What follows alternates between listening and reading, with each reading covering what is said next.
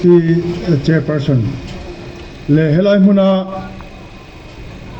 kan thom lo ngai thaphak zong te helaya kan hoi kuala dor ngak helai mun he sum don na mun pui helai venga chuan ani te meu maya voi tam tak em zatiu lama ka kal thina helai mun he kan cha khai lam na ber ania vania in ma thu kan soi don ania dor ngak tu te in zavain kan som du chewa nakina helai pung ko men karon dor sup don chawnia chula chuwan chuan kan thu soi te khoi takin in hun ol rem changa kha min long ai thak sakula tin kan ngen ma sa chuni voni hen chi bai ka buk du chewa kan soi ta kan khan tuna hian member of parliament na kain thang do na lok sabha member kan ti mai thina kha ti chuan party tin te kan in bo sai na sa hle maya athayang angin kan in bo sai a mani party tan kan candidate tan tin kan au thina amaro chu thil poi tak heng zinga hen om thina me mal in bai na te me mal in soi chiat na te na sa takin kal pui tu chen khat kan el pui te party chen khat atangin om tat maya hemi roi chu voinia hian a soi fia ni lovin he thil ani phung dik tak he ron soilan tha kan tia a chan chu social media a chak to YouTube ate mitam takin thil an upload zunga Facebook a anti tool group blog sanga Facebook lama chia tur kan mone amaro chu heng kan ru he Roy Swallo ani karinga MLA election a ZPM party no pangte mai kha min thang ting tat maya ZPM min sarkar tin na chana hi kan na fereng tura ka ngai ni vonia hian MPR Lok Sabha Mizoram ina kan ai o kan represent tur kan thanna hian riru thiang lim tak MLA in thandona in riru angkha lola pu ram teu thil Belchian dolo news te wangen kan riru iso son lawangu tin sarkar na min betu me puite kan ngen chu ni ti chuan ama sabera kan soi du chu ZPM he me puirin me puina sarkar na kan pe ania kan au la berpo kal phung thar me pui sarkar ani me pui sarkar adin theina turin nasa takin kan beya chu tiang tu po chuan tuna kan thlen china hian me pui kan lom tlangin kan thiani a intellectual circle kan ti mai thina he ta official lian pui group a te kanom thina ni amingin engineer kania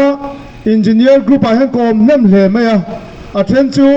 engineer in chief te a then secretary te chu tiang chan Mizorama ram ro rel na ram kalphung siam thei khopa ngai dan tho thei tu group a hen kom nem hle chu ta an be se ber chu an lom hle ani ZPM chunga hian loma in malak dana hian tin fuina min pe so thina ni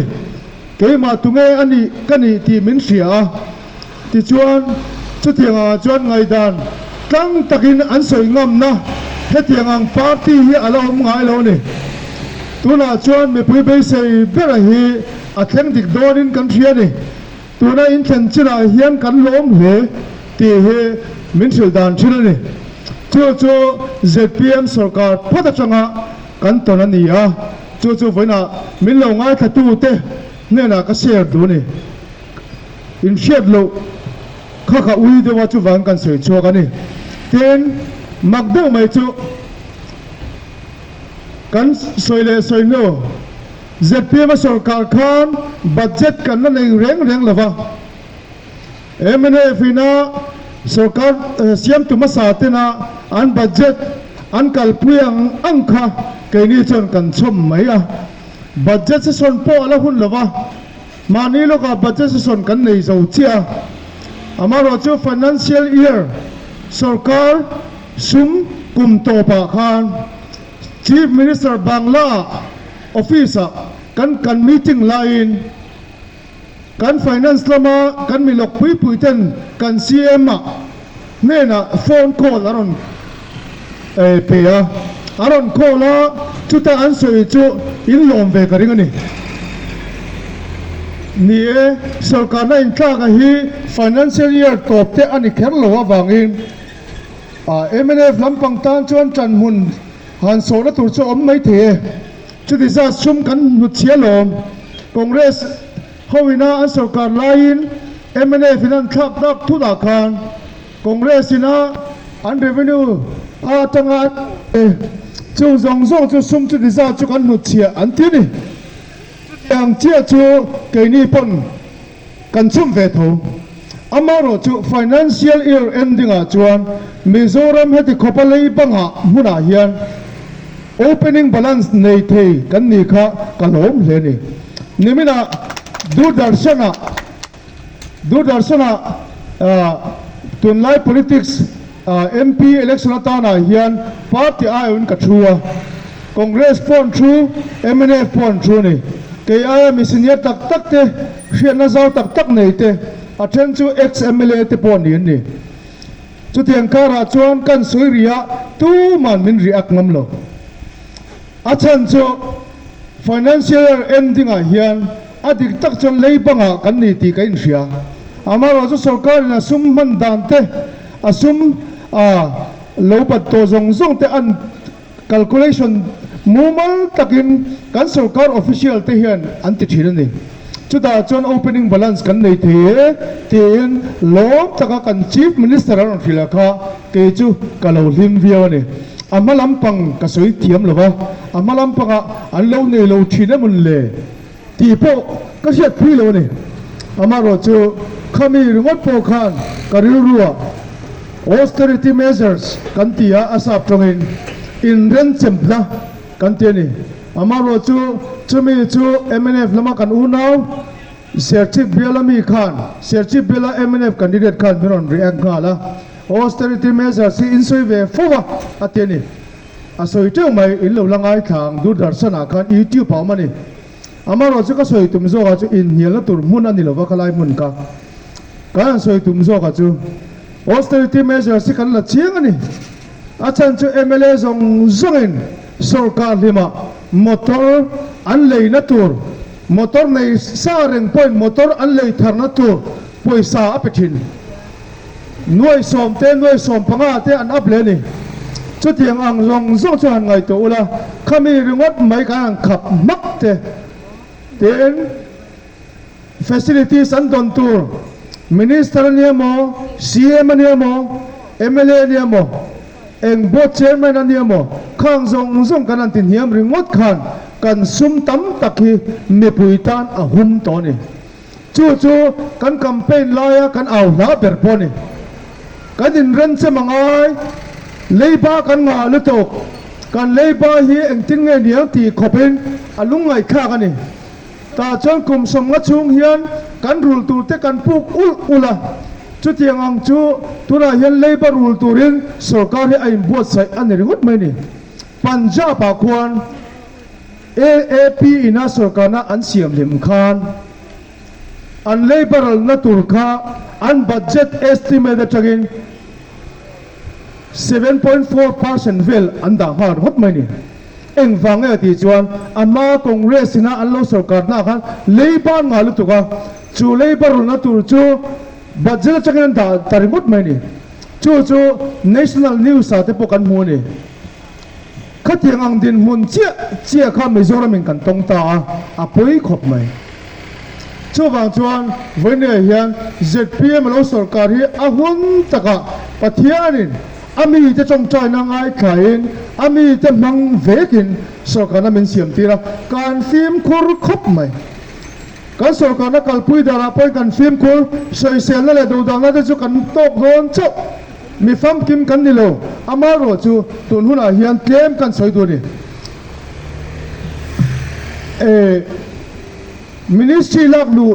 ni khan kan chief minister khan press conference ko ngala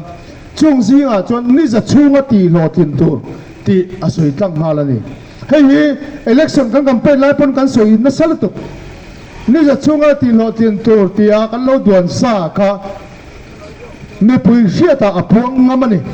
chuta apuan zinga chuan year of consolidation ti he assembly house a meu khan a soi non le ni year of consolidation ti chu kanin so ke ve theina tu ren sarkar hi film khot taka kalangai ni chumi zinga chuan revenue expenditure ti te capital expenditure khang zong zonga kha aron soi chuak ta tuna hian ani taka chuan budget kan en reng reng hian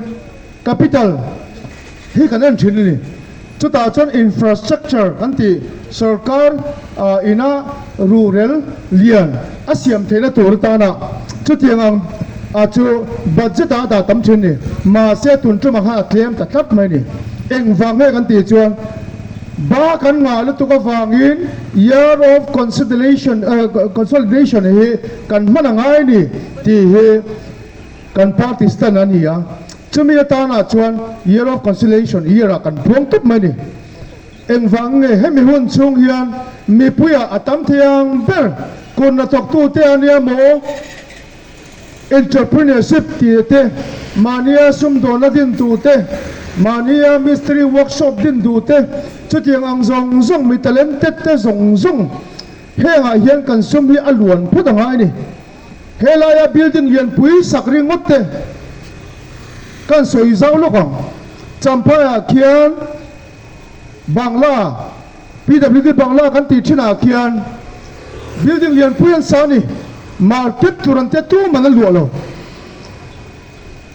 andua chuan don nei hoten bungra stock nan mang mai mai chaw ni building lian pui sum tam taka kan sak ul ang hi a chori thua bang kan ti na ni lawa amaro chu Mizoram me pui te ta na changkai tur chu akal reng thawang ma na kan tiang entina na hulem phari ngot maya malate khang zong zong kha tuna kan sum din mun nen he ain mil talave kan sum din muna yen me pui kan ra thei tho sia me pui re thei te kun na tok tu te choi chwa da tur a hi budget a kan da tamangai ni ti budget la phar ngai lo pudu man ram pharta ni kha chu kan tan hian in la kan lo zil cheng em o ti kha zil cheng tu pang ka phut che lo chu a chan chu heng budget thil te hi ke min a har sat deu thina wangin ama ro chu vonia hian me pui hriat a ka pong chho do ni heng zong zong hi tuna Mizoram sarkar kaldan phung ani kan ti ho thin panina resource mobilization committee din tura soi kha ati lo ting to resource mobilization chuan kan ramin rel bol na ege consume revenue kaldu turte ege kan ti chua turte zong zong ngai to tur he mithiam ho adin to ni chu ati lo ting to panina pathumna restricted tender chief minister ina ngai mo em aka cm kal tang lavin restricted tender hi kan chola bang ati ka atakina theng chiang ani achan chu restricted tender ang turalam assembly house mema asoi chopo a cancel le ngal rap mai kha a voice khak viewani party dangang ni se an cancel nia laba restricted tender chang ringota peswo so thin te ho sarkar hun lai khani se tuna chief minister ina restricted tender ate hi a cancel nia labang ti chuan chu pangana asoya khar adita aparungna anti corruption measure la kaniang malangna kanmu tiwni pakhanna CBI kan ko lu tanga tini kan ko lu ta general consent kan pe thu kan sushila anni pon lekha ronthon le din khatiang khan CBI general consent kan pe hi achiang vioni chu ati lo ting to tin chumi baga chon hun man dik punctuality chungchang asoi le a he punctuality chungchang asoi a hian tuna hian biometric tuna hian nge ni anda me ka biometric ala chu office staff te na an kala an thlen hun dik taka an thengem ti la kha alo check vek to don ni biometric kha kan ti lo ting chan me ka malak me ka ni secretariat level a chuan secretariat a chuan ti vek to mun dang office sang sang a tuna hian ti me ka ni vai khan vai le khata inlet phutur ani lo amaro chu malak me ka ni a tuna hian mun tam taka lo ting takin kalpui me ani biometric attendance system akha kan mang me ka ni ti kan soi do la tin state marketing board kan dinang atini state marketing board hi din to ni chu kan soi le duwa hei hian agriculture minister hi tuna hian chairman ani mek bokani tin boundary committee dinan yang ti kha asoi bokani ni sa chunga ti lo tin tura soi re kha kan highlight tu ni chu boundary committee kan dinang atia boundary committee a hian fel hel taka party mi chomo committee om turina tilo tuna hian mi prominent he boundary chungchanga mi fiate mi fiat na zau nei te mi tam tak he boundary committee he antelani chumi pialama party zong zong atang ai otur aron ruat vekani chung ho phang chuan chung ho vina unreal to chu Mizoram mi pui ai o kan ngai ni NGO ai o te no mani khatiang khang ko than ai o te ponom vek khang ho na unreal to ka chu mi pui ai o ro re la kan ngai ni chu kan pom da na ni chu din ani po to bo ka ni ti chuan resource mobilization chungchanga te MSSSB kananti ministerial subordinate kha kan chia chungchang tura po kha ni za chunga ti lo tin tura aron soya chu po chu kan thiat to ani ti kha kan soi le duwa tin adang le chuan right to public service act ti hi atakam phan turan yang tin aron soya hei ngon tho tan kan ngai tua ataka ti lo tin mai tur chuan thil tam tak boi pui ngai ania wangin a lo tin na mai tur hi chu kum ni kum thum ngai cheni achan chu technology ngai ania khang zong zong kha voi khata mi pakhat vai in thak top angkha ani velawa chu wang chuan hei tuna malak mek ani ti te kan soi le do wa tin adang le soya chuan rui lo do be pui thak ani anga ti ni rui lo do be pui thak na la hian kan chief minister lom lak lu ani nia engeni Bethel camping center tro trong trai Bethel center an tong hal te kha aril ruwa he vei le ani kan chalai te rui lowa tam taka nasa taka tuna min run mek la hian aril ruwa vei berani tin atuar tu ngai poni ama ponen soi afa te atuar tat chu wang chuan aril ruwa vei berani ya hemi chungchanga hian nasa takin amaro chu fin taksin ma ala dolani khoi lai mo rui lo en kolna lian ber ka sang ti ringot ang chi kha ani velem lo ni ani chu takina muna zu tong hal chat chu tiang chuan amalak dan tu po pong hal mai khatiang kha tula hian nasa takin kan po zui me kani vania hian amaro chu kha kan soi chan aom ta ni in sil shet ma sakangai khati deu that na chan chu he hi ni ta ni vania MP kan thang don Mizoram hian project sang te scheme sang te kan siam don vania MP kan than tura hi atua po lo ting ta po ni se kan MP hian project le scheme hi asiam don reng lo Mizoram sarkar na siamang Mizoram sarkar na siama kha MP chuan athi tura chu abo zui na ni chumi tur chuan tunge tlak berang ti hi vania hen ka so chua nangmani po lo ngai tuaro tu hi nge niang ka chenom pa ai ngot chon ka fa pa hi ka ring so kang chu ai ta ka chu kan ru ruwa ngai tu ula ka duwa kan ngai tu na po hian tu na hian misan de party a po kan rivals kan opponent te hi tin ta sila ZPM instead a sarkar na kan nei sia kainin schemes kan siam te project kan siam te min bo sui that sak vai chuan state sarkar adop le election an min chalo tungang ti ril ru putu rang hi chu ithang king lawangu tin ka som du choni voine he ngai tu chen ngai nia Sorkarina project le scheme siam zong te thanem ngai taka alo tin theinan chupo ale peka an sarkar theinan nilo mizo me poitana nasataka he policy le atui chutiang mi kan than chu ngai ta ni kan lung rual taka kan thopui turi kan than chu ngai an ring ut mai ni chutiang ani lo chuan ka soita kang khan party le party hi Mizoram a kai nep dan in sevek ZPM kan sarkara MNF MP nei taila eng tin ngai min thopuyang ane peka din le du le mai the south tu amo south one amo ding le du mai the chutiang ang mi ril rupu chu kan thlang thling ani chuan eng ang cheng e sarkar hi a thopuyang ti hi ulok de milong ai to sakro chumi mang chuan vote thak ulaka du le mai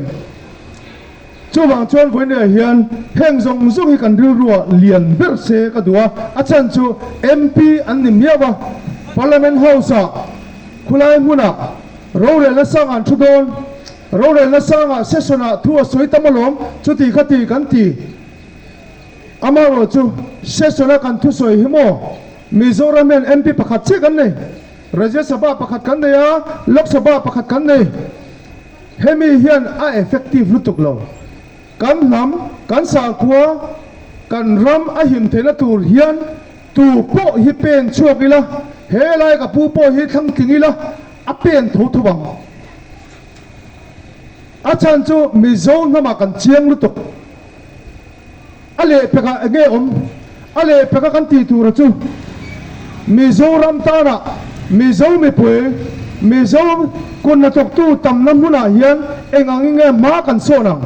agriculture ania mo entrepreneurship la mania mo kan chalai tena engtinga ma kan solang ti ngai tua zui chu parliament house soi chin ni lo secretariat lama ado the tu tur kan than chungai chumi tur chuan puri chat banal mangai hi hindi athiam sap chong athiam bok chu tiang bo zui tur chuan athin tu kan ni te hi voina kan thuang du ni chulaya chu kan ngai to thena ngai ni assembly house a kwan parliament a kwan kapu hi juk chuta se han soi ve chiam ma se khoya mi ngai ni tu ngai ni Mizoram tangin MP pakhatan ni NDA hian chuti takin ma mo lem lo an ngai pui mo lo India antia opposition zong zong changkho mahing congress leading party ni chuta po chuan local ve ta te reng po ni se atu so hian chu ti takin effective lo amaro chu kan sa ko kan nam him na tur chuan chumi zonga him lo na tur thil pas tur ama chuan tu po kan thin ngam vek kan thina wang khan kan nationalist bereti na lamani lo kan nam Mizoa kan chiang he ram hi kan chiang vel tu pathian min pek ramani chuwang chuan chumia chuan kan ding het tlat chumi pialam chu om tlat mai ni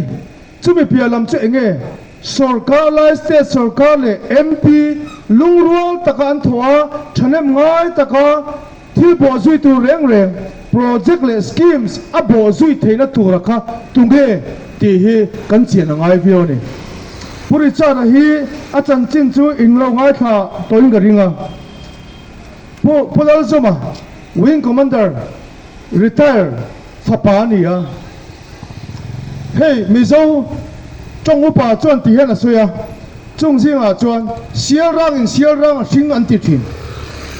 Sierrang in Sierrang, Sing, Tihi, a Sierrang, a Soitum na Anilo. Amaro Chu, Kan Pa te Pasal Chan, Pasal Chahian Singdu. Chu tiang chia chuan mi tlom ngai mi ni chuan mi tlom ngai mi an thing du chu tiang chu in tha chon na hian jin sa hian aum tat mai ni chu tiang zi ha chuan puri cha da po he tel ve ni motor han kal sala chung zi ha chung kan soilang du chu puri cha da hi politics sa anau pang lutuk athar lam lutuk kan ti ni mai the ma se politics sa han thar lam om the reng nang lo ZPM min sarkar tir tu te hi thalai ve kan ni politics sa hian an lai nam noi reng lo college students te university student te hi politics sa hian tu ma an ming fiat tur kan nei lo ma se tunge sarkar turata na andu an chiang politics ro chu an ngai ven ti na ni chu enge ram rel na ta na tha tur hi an ngai ven ti a chiang view ni chu tun sang ni som ni patum in thana khan alang ta renga chu ta tak chuan ZPM kan sarkar thena chan po hi ani ti ila kan soi sual lo ta chuan siarang hringa ni chi chuan apu tuna kan candidate Richard Van Lal mangaya hi apu hi Dr. Rosiama famta ania a famtoa ani hi Mizo District Council lopian lima chairman masaperani chuta api kan soileang api el tan moi po hi abural toa hei opitan moi o el tan moi ni e kalau sosial pala PL tan moi hi bural to ni a mizo mai chazinga MLA tan kin masak berani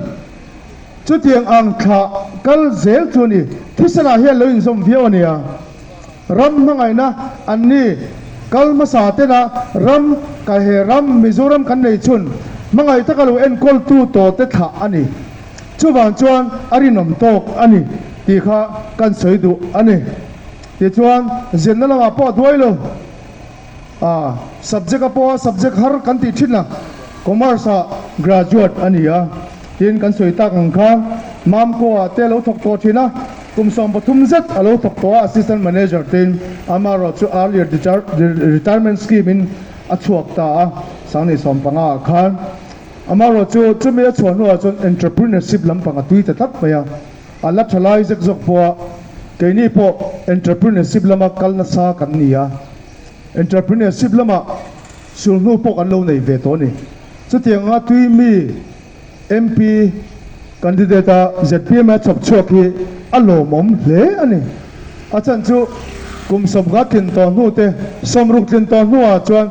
ram hi kan ve tak ve viau mai la ti the kan nei lo kan ti the kan dream kan ngai to na kan song to na kan ngai to thina chu kan tu le fa ti eng tin nge anon om zelang ke ni hian liam san tai la ti hi kan ril ro lian berani chumi konga bala thei tu tur ZPM ina thalai zek zok kum som nga po la king blo mong zang tak mai thiam na lam po a chonom tak aron chop chok hi Richard Van Lal mangai hi alo mom hle ni ti kha me puiten min lo fiat sak ula ten me zau ka in te na he alo mom lam pa ngai la ko thanain mangem we men mangem ti hi te na hen kan mang fo thina ten te na tu po ani reng phoka ko than lama chuan puricha da hi puricha Van Lal mangai hi ko than lama chuan hey Mizoram chuan kan ria ko than sang kanom na chungin ako than lo na big presbyterian a hian veng luya kwang KTP a leader tenin secretary tenin biala te po khatiang zat khang kum som chung zat OB ni na sang a chel manani chumin thuwa KTP over nuwa an branch WMA kan soi lo thelo Mizoram Polian berani chuta po chuan OB an thang le ni amaro chu politics a ama on will adu thu ngein politics a lu aron du ve ta tat mai ni chu siarang fing don ni chu chuta tak chuan politics a apile pu te sul nu zui ve du ni ta chuan eng hinge niang eng policy hinge thaperang kan ram tan hinge thaperang ti azir na sa le nuwa tu ma som lovin general headquarters a kain zot kwal vek tin ama ngai pura pom to tu man ZPM party lu turen miron kadila rong kalim miron som lo watini ama du thu ngai dan lu ni eng wangai anti chon kan policy wangin heta hian ka ti ve the ka potential neya kai ngai ti ve the ka nei ni kalau ve zong thinte karil ruwa Mizoram ta chaperang a te kalau ngai tua thinte lo tin na tu re ZPM policy and omani tin aron lu ta chu wang chuan ZPM hi aron zomani chu tiang chuan OB ate kan lo da ti chuan a tui chho ta em a hetiang hian tun huna hian Lok Sabha MP candidate ZPM chung ron chop chok ta nia ama chung chang kan zim na sal he tun huna hian politics issue awangin mitam takin in chir the na social media nasa takin tuna hian soi chia din om meka ama ro chu soi chia da om na zong hi alo oi om lem lova tuna kan soi ta kan khan YouTuber te anoma YouTuber te zinga chon langsa le mai voinia po kan legal department ten tun huna hian an nei chan mek ka ringa press conference nei don ni YouTube ama diglo taka puna phone call te mangle tu to mo ama message lo phone call a Tuesday nightmare tin ain dani chumi chung chang chu voinia hian kan legal department and press conference ang ko dona legal issue legal in and pursue don ni anum zui don he thila he eng ma thil cheng ko am si lova do da in puna election don ania wanga puri cha da tlak thena tu ZPM tlak thena tu ratana an beina hi anna sabio ni nimina DTK duda sana panel ka thuve ta po jong ka soilang nge ni emina finaron kha subject kan soi tur ni mia lo kha anon da ta zau sia ron soilang ta zau sia chuwang chuan point of clarification ka deal ve ta hemi han clarification ka du ka tia min pe a ka soilang nge ni tun huna hian a signature affidavit mi te anon tar lang ani social media kan khoi ve ka wang ka soilang lo lang tak ta ka soilo lo hi tha social media alang vek a signature ni om tak te ama signature ngai po ani hang kha sarkar lam panga achan na signature zo kani at amalam tang thu chiar tu rom mia lowin affidavit ti lang thu sin ti khang an thedar kol ta ni hetiang in politics thuchia hetianga in beina hi keini chuan MLA general election kan khan in khan don point kan ti ve ngai lo ati thin te po an ta thu ni nasa takamin bei chung point general election a khan MLA a khan ZPM min sarkar tir thu na chana hi me pui hian thil tha kan du to a thil dik kan du to a tunge na tok thei tur kan du to a thil akal phung o mang hi kan ngai huat lok thiam vek to ni chu wang chen voi ni hian chung chu kan soi tu ani helai muna nam nang pasal nei na du tok me ron ti vel hi ro chu lo tu pui lo ro tin voi ni hang ka pong du ni hei hi thil dik ani lo chu tiang mai mai a ram dang atanga Kolkata vel atanga anon tia hi chu ti taking kan la thu tak lo mi zo hi khatiang ril pu mai chi kan ni to lo tia kha voinia dora atanga min lo nga thatu te pon lo min lo chin sia sak ro thu dik lo ni thu dik tak chu kan hai lang don kan legal department ten thura hian adum zui me kan ni a or tur chon or meang sheman tur ni pon manan to kan ni pon a phu to ka kan ngai to chu wang chuan voinia hian Mizoram tana mi poimo tur top khok tila adik berang chutiang ang mi kan thang dona riru thiang lim takin mana general election a riru thiang lim takin pudang kha lo pule ula voinia hian ZPM sarkar na min peta sa min ren na kha anasale zola kan tumte kan policy te kan ti lotin tumte kan ti theina turin MP a hian khongai takin puri chata vanal mangai hi min lo vote sak turin ka ngen chuwa ka som chu ni ka lo me